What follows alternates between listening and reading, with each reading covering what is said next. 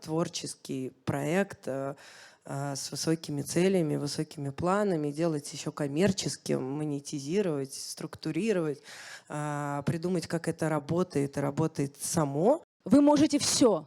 Вот все, что вы хотите сыграть, вы можете сыграть.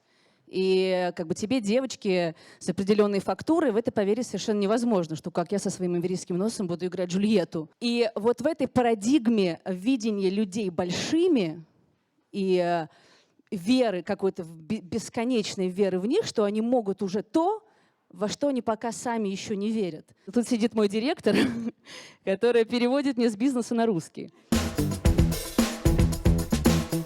Юлия Железняк, Анна Васильева. Про театр. Ой, прости, пожалуйста. Воробьев.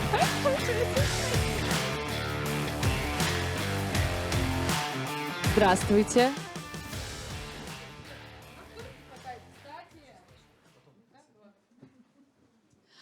Ну что, я начну? Да.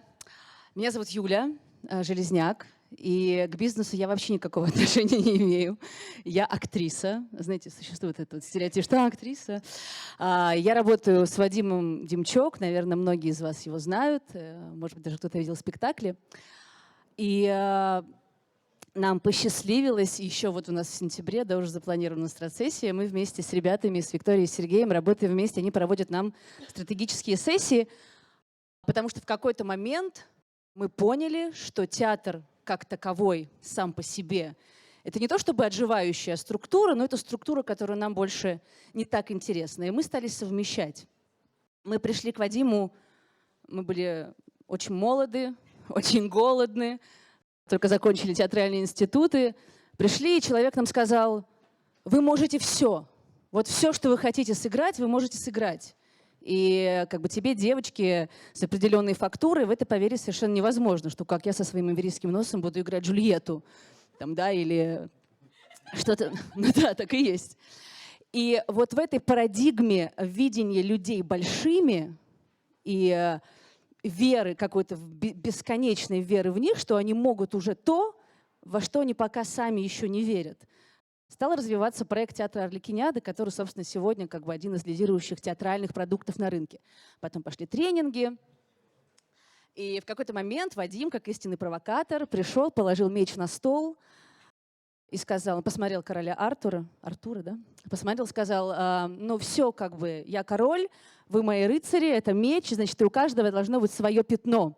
Я не хочу, чтобы вы просто были артистами, вы ходили, как бы, играли спектакли. Мне нужно, чтобы вы этот дом, ну, я понимаю, что это, собственно, и есть бирюзовая система, да?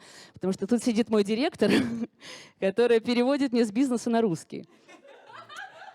И сказал, что как бы вот, собственно, так. Значит, у каждого должна быть зона ответственности, которая будет питать общую систему. Я была на 8-м месяце беременности.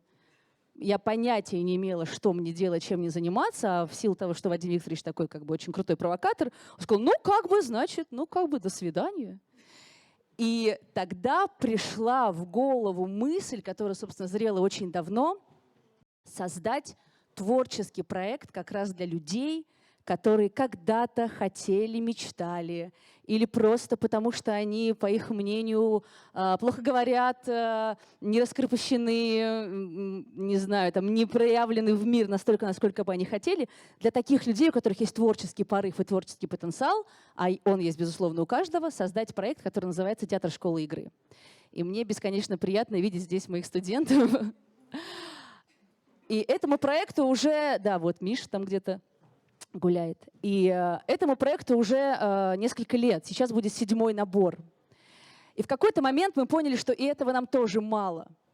Потому что люди, прикоснувшись к творчеству, поняв, насколько творчество помогает, развивает, улучшает все бизнес-процессы, и насколько вообще в принципе без этого невозможно, мы с моей прекрасной коллегой, другом и партнером придумали такой проект, который называется «Про театр», где люди разных возрастов, разных профессий, разных интересов, зачастую это бизнес-структуры, да, люди, которые приходят просто потому, что им необходим этот воздух, занимаются творчеством, ставят спектакли, придумывают спектакли, занимаются импровизацией, занимаются голосом, занимаются речью и просто соединяют свою жизнь с единственным, наверное, главным двигателем и стимулом прогресса, а это творчество.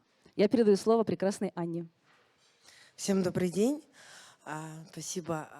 У меня ситуация кардинально наоборот. Я никогда не была ни в каких творческих проектах, никогда не была в этом замечена.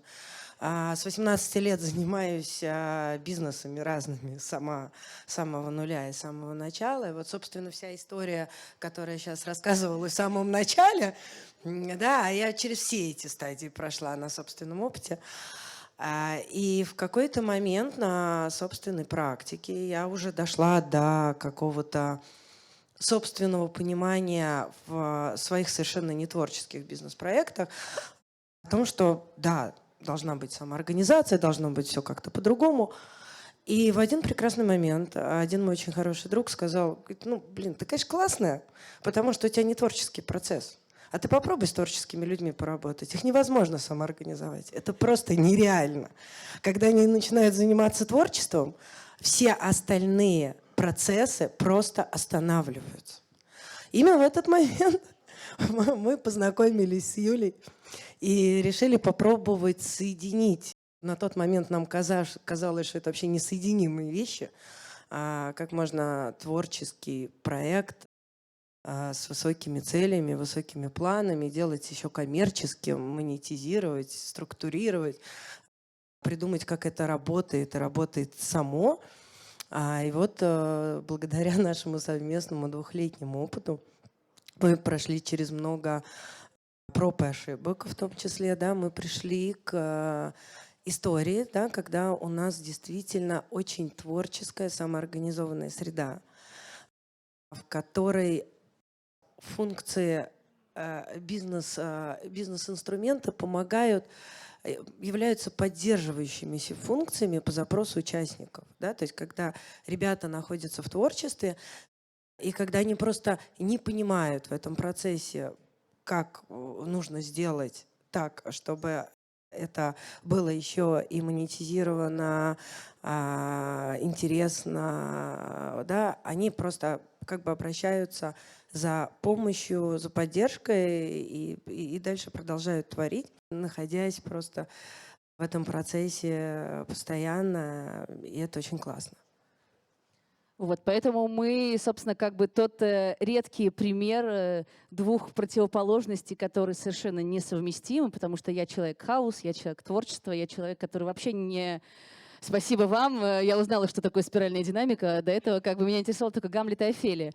То есть, да, это определенный склад ума, определенный как бы срез профессиональный, и как бы и это нормально, да, но в какой-то момент ты тоже упираешься в потолок и понимаешь, что как бы, ну, как бы окей, играть в спектакли, классно, даже каждый раз разные роли.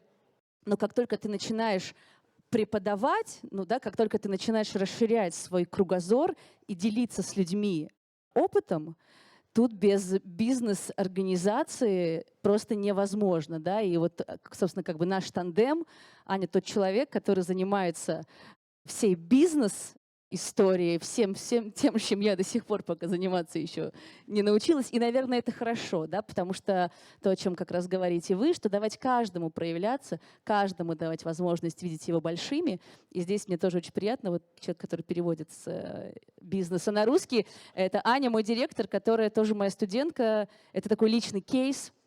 Аня всю жизнь работала в бизнес-структуре, и в какой-то момент, познакомившись с нами, поняла, что как бы все это больше как бы ее не триггерит, не питает, и ей это не нравится, и она начала заниматься творчеством в нашей команде, и как бы, по-моему, все очень успешно.